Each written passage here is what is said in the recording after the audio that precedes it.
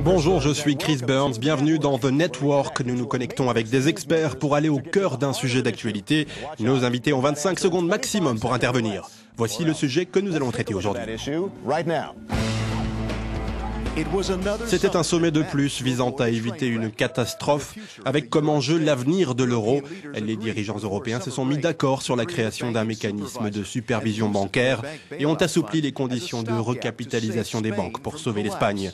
Mais le mode opératoire reste flou et cela a attisé la nervosité des marchés. Les dirigeants doivent fixer un calendrier d'ici à la fin de l'année. Les propositions pourraient intégrer une surveillance bancaire centralisée, des contrôles plus accrus des budgets nationaux et modifier éventuellement les conditions d'emprunt.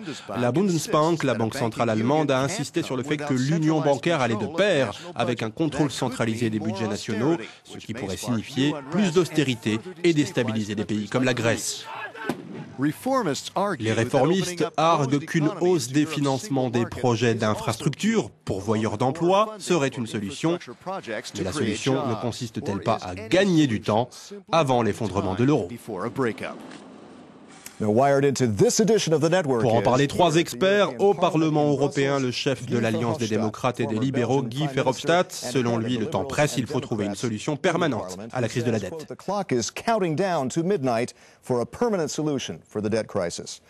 Toujours au Parlement, le directeur général du club de réflexion Redefine, Sony Kapoor, se dit préoccupé par une concentration des pouvoirs sans précédent à la Banque centrale européenne.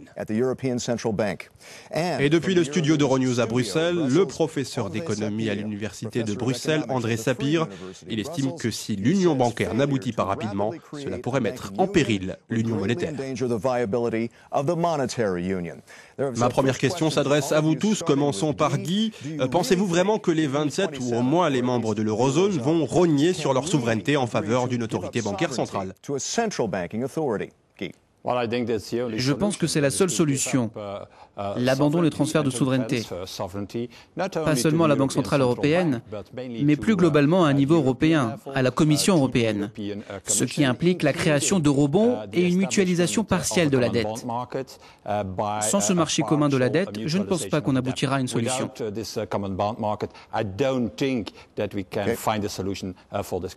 Sony, cela vous paraît angoissant, cette question de souveraineté ? Je pense que Guy a raison sur l'aspect économique du problème, mais je crains que l'opinion ne soit polarisée et qu'il soit désormais difficile d'avancer dans cette direction, sachant que le temps est compté si on veut s'attaquer à cette crise.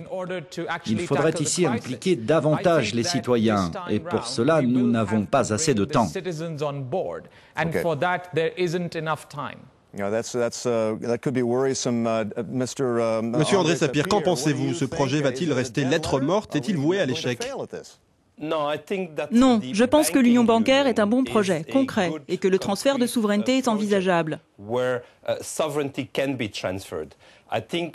Je pense à l'importance d'une fiscalité élargie, incluant les eurobonds. Je pense que ça va être de plus en plus difficile et c'est pourquoi je soutiens ce projet d'union bancaire. Guy, si les 27 ou l'eurozone n'arrivent pas à se mettre d'accord là-dessus, est-ce que c'est le début de la fin du marché unique et de l'euro ? Ça pourrait être le début de la fin. Pour répondre à André Sapir, je suis favorable au projet d'union bancaire, mais je pense que ce n'est pas l'unique solution, car on reste confronté, et ce, même si l'union bancaire aboutit à ces taux d'intérêt très élevés. En Espagne, en Italie, et face à cela, seule une mutualisation partielle de la dette peut agir. 17 marchés de la dette différents, ça ne peut pas fonctionner dans le cadre d'une union monétaire.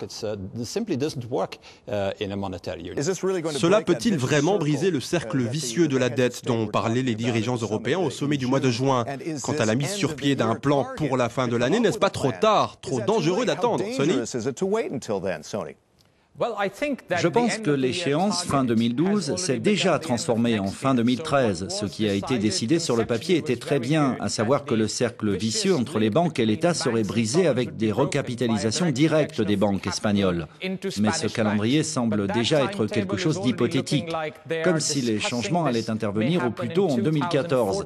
Et là, ce sera trop tard. André, la chancelière Merkel est sur le grill. Soyons réalistes, elle est sur le grill avec ses plans de sauvetage. Plus de 150 économistes allemands ont signé récemment une pétition. Il y a des contestations au sein de son parti, une opinion publique qui ne la soutient pas, des dirigeants qui font du rétropédalage. Est-ce qu'on se dirige vraiment vers une catastrophe ?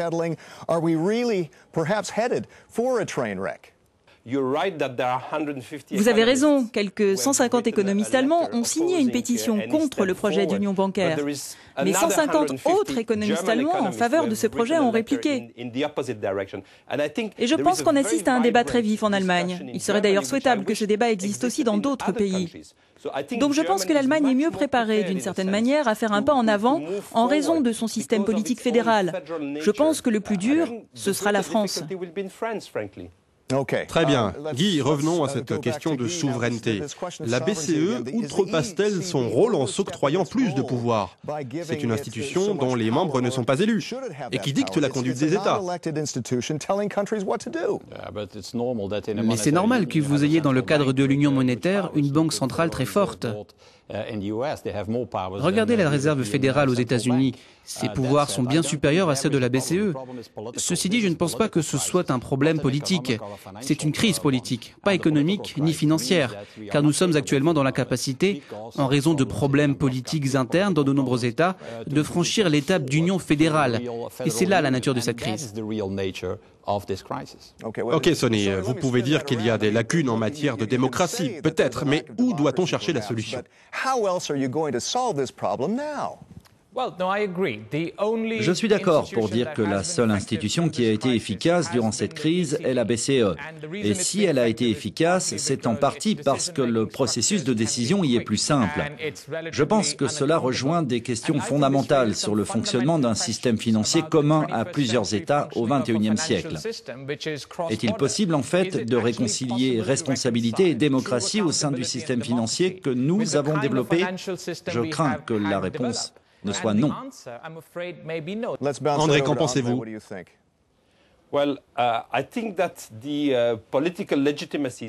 Eh bien, je pense que la légitimité politique est évidemment extrêmement importante et qu'il ne faudrait pas engager de transfert de souveraineté tant qu'on n'a pas avancé sur cette responsabilité démocratique.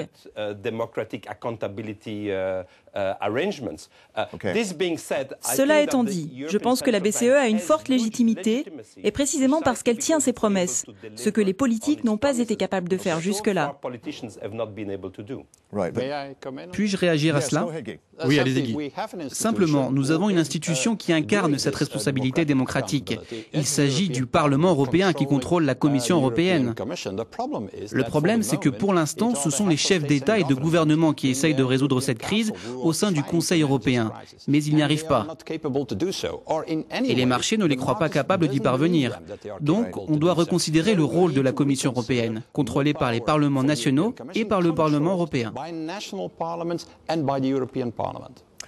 Aucune de ces réformes ne pourra s'appliquer dans l'immédiat si besoin. Après l'été, éventuellement. Devrait-on simplement admettre que la BCE doit intervenir, recapitaliser les banques quand c'est nécessaire? Et qu'est-ce que ça signifierait pour la stabilité de l'euro? André? Oui, la BCE peut agir comme un prêteur, en dernier recours. C'est ainsi d'ailleurs qu'elle est intervenue avec l'Espagne, quand les taux d'intérêt de la dette espagnole s'envolaient vers les 6%. Donc ça peut permettre de plafonner des taux d'intérêt si besoin. Sonny, à quel point l'euro est-il en danger?